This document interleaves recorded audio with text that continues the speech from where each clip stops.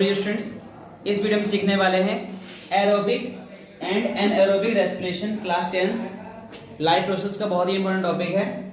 तो सबसे पहले ग्लूकोज का फॉर्मूला हमारा होता है C6H12O6। ये ग्लूकोज का फॉर्मूला होता है, इसे हम सेल मानते हैं। सेल का ये न्यूक्लियस है और इसको बोलते हैं साइटोप्लाज्म। ठीक है, साइटोप्लाज्म। तो सेल के साइटोप्लाज्म में ग्लूकोज पायरुवेट में कन्वर्ट होता है। किसमें कन्वर्ट होता है? पायरुवेट में। ग्लूकोज जिसमें कार्बन 6 होता है, ये साइटोप्लाज्म के अंदर पायरुवेट में कन्वर्ट हो जाता है। और पायरुवेट में कार्बन कितने रह जाते हैं? 3। यहाँ पे 6 है, 6 से कार्बन 3 रह गया है। ठीक है, पायरुवेट के बाद माइटोकॉन्ड्रिया में जो कार्बन 3 है, ये कार्बन डाइऑक्साइड, वाटर और एनर्जी में कन्वर्ट हो जाता है। और यही पायरुवेट मसल सेल्स, जो हमारी मसल्स होती हैं, इन सेल्स में लैक्टिक एसिड और एनर्जी में कन्वर्ट हो। जब हम बहुत ज्यादा रनिंग करते हैं, बहुत ज्यादा रनिंग, कोई वर्कआउट करते हैं, तो हमारे मसल्स में यहाँ पेन होने लगता है, दर्द होने लगता है। ऐसा क्यों होता है? कि हमारे मसल्स में ऑक्सीजन की कमी हो जाती है। ऑक्सीजन की कमी होने से लैक्टिक एसिड बनता है, ठीक है, और एनर्जी हमें मिलती है। ठीक है, थर्ड आता है आपका ईस्ट।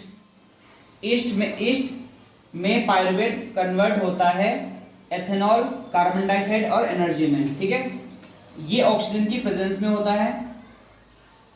ये oxygen lake of oxygen, oxygen की जब कमी होती है उसकी वजह से हमारे मसल सेल में लैक्टिक एसिड बनता है। और ईस्ट ये अब्सेंस ऑफ ऑक्सीजन, यहाँ पे ऑक्सीजन अब्सेंस होता है, यहाँ पे ऑक्सीजन नहीं होता है। ठीक है, जहां फुल ऑक्सीजन होगा वहां पे पायरुवेट कन्वर्ट होगा माइटोकॉन्ड्रिया के अंदर कार्बन डाइऑक्साइड, वाटर और एनर्जी में। ओके, मसल सेल में जहां ऑक्सीजन की कमी हो जाती है, सांस लेते हैं बहुत ज्यादा लेकिन ऑक्सीजन की कमी पूरी नहीं हो पाती है, वहां लैक्टिक एसिड बनता है, एनर्जी। और ईस्ट में एथेनॉल, कार्बन डाइऑक्साइड और एनर्जी बनती है। यहाँ पे ये ऑक्सीजन की प्रेजेंस में नहीं होता है। तो इन दोनों केस में ऑक्सीजन या तो कम है, ठीक है, या तो है ही नहीं। तो इसको तो हम बोलते हैं एनएरोबिक रेस्पिरेशन। क्या बोलते हैं?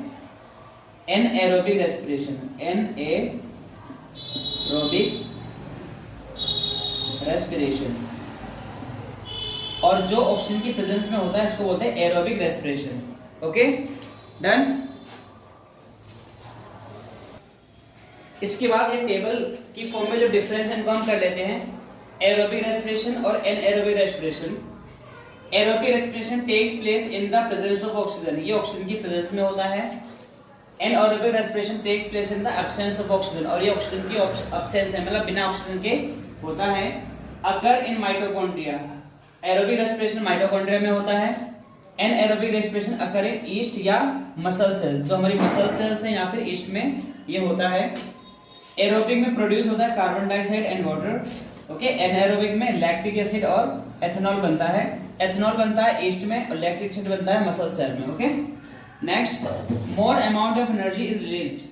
एरोबिक रेस्पिरेशन में एनर्जी ज्यादा रिलीज होती है और एनएरोबिक रेस्पिरेशन में लेस अमाउंट, मतलब कम एनर्जी रिलीज होती है।